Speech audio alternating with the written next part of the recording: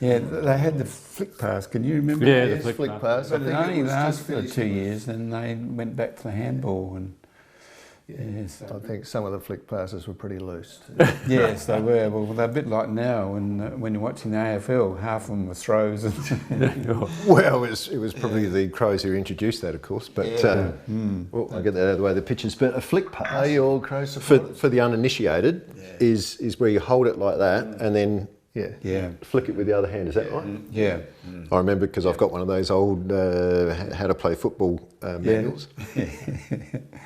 Yeah. Yeah. Was it effective? And it was pretty easy to do. You do it quicker without. Quite Do accurate. it quicker, really. Yeah, you had a bit you're more right. You had your hand on the back of the ball. You could direct it anywhere you wanted it. A bit better than a punch, but.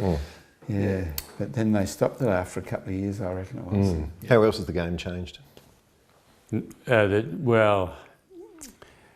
I really think the game has become a little faster, quicker, more injuries as the AFL pursues. I'm not quite sure what they're pursuing, but it's at times you wonder, particularly about the standard of umpiring too, that, I mean, what do we have? One umpire, two boundary umpires, two goal umpires, and basically that was it. No video shows to get if it's a point or a goal? Or... No.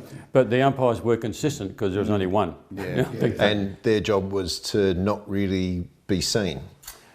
Well, that's... Well, people used to say, like, we didn't really notice the umpiring, so you must have done well, sorry. Yeah, well, I understand what you're saying. It would...